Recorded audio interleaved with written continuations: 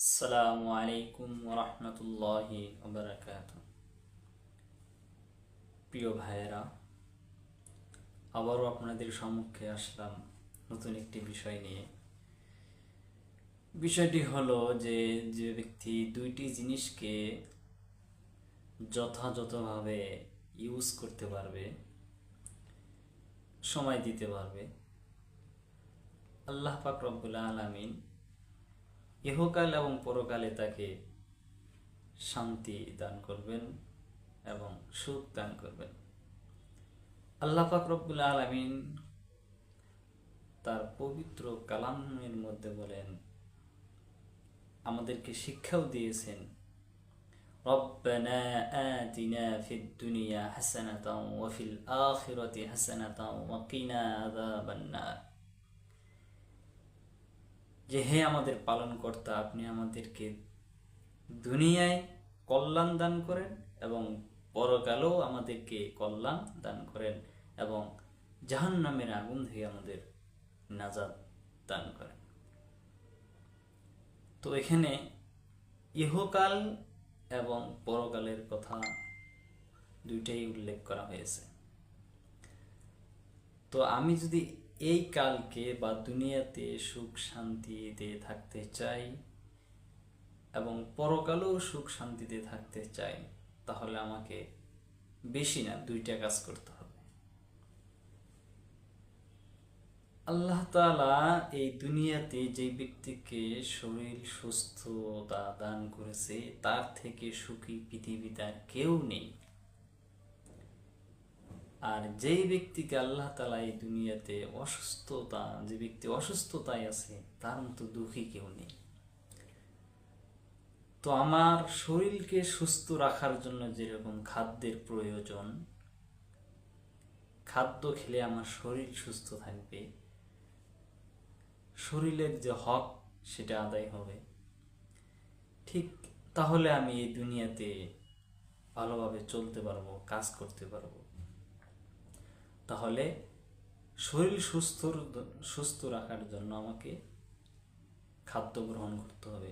এই জন্যই তো আল্লাহ পাক রব্বুল আলামিন বলেন, কুলু ওয়াশরাবু ওয়ালা তুসরিফু, খাও পান করো, অপচয় করো না। শরীর সুস্থ রাখার জন্য খাদ্যের প্রয়োজন, এটা আমার শরীরকে সুস্থ রাখতে হবে। দ্বিতীয় যে বিষয়টি হলো আমার রূহ, এই রূহকে সুস্থ রাখতে হবে। তো রূহকে সুস্থ রাখতে হলে আমাকে আল্লাহ তাআলার ইবাদত করতে হবে, নেক আমল করতে হবে। তাহলে আমার রূহটা সুস্থ থাকবে, সতেজ থাকবে। আপনি যদি আমার রূহকে সতেজ সুস্থ রাখতে চাই, তাহলে আল্লাহ তাআলার ইবাদত করতে হবে। আর আপনি যখন আমার রূহকে সুস্থ রাখবো, তো আল্লাহ পাক রব্বুল আলামিন মৃত্যুর সাথে সাথে আমাকে জান্নাত, যেটার কামনা আমরা করে থাকি, এই জান্নাতে আপনার আমার স্থান হবে। আর শরীর যদি সুস্থ থাকে, তাহলে দুনিয়াতে আমার মতো সুখী আর কেউ নেই। তাহলে একটার সাথে আর একটা সম্পর্ক। শরীর সুস্থ থাকতে হলে আমাকে খাদ্যের প্রয়োজন, খাদ্য খেলে শরীর সুস্থ থাকবে। আর সুস্থ শরীর থাকলে আমি ইবাদত করতে পারবো।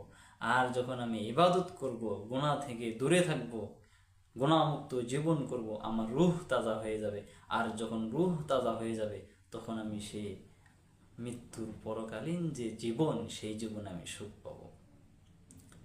এই জন্য আসুন ভাই, আমরা শরীরকেও সুস্থ রাখবো, রূহকেও সুস্থ রাখবো। যারা শুধু শুধু রূহকে সুস্থ রাখা রাখবে, শরীরকে সুস্থ রাখবে না, সম্ভব নয়। একটা আর একটা মহতাজ। আপনার রূহকে যদি সুস্থ রাখতে হয়, আপনার শরীরকেও সুস্থ রাখতে হবে। কারণ রূহ সুস্থ থাকে, সতেজ থাকবে আপনার ইবাদত করলে। আর ইবাদত করার জন্য শক্তির প্রয়োজন, শারীরিক মানসিক। তো শারীরিক শক্তির জন্য আপনার খাদ্যের প্রয়োজন। এই জন্য আল্লাহ তাআলা বলে দিয়েছেন, কুলু ওয়াশরাবু ওয়ালা তুসরিফু। প্রিয় ভাই, আপনারা আমার এই 3.5 হাত বটি, কেন সৃষ্টি করছেন? উদ্দেশ্য এটাই, আমার নিয়ামত ভক্ষণ করো, শরীর সুস্থ রাখো, ইবাদত করো, রূহকে সুস্থ রাখো। তো আমি আপনি যদি এই রূহকে সুস্থ রাখতে চাই, তাহলে আমার শরীর সুস্থ থাকতে হবে।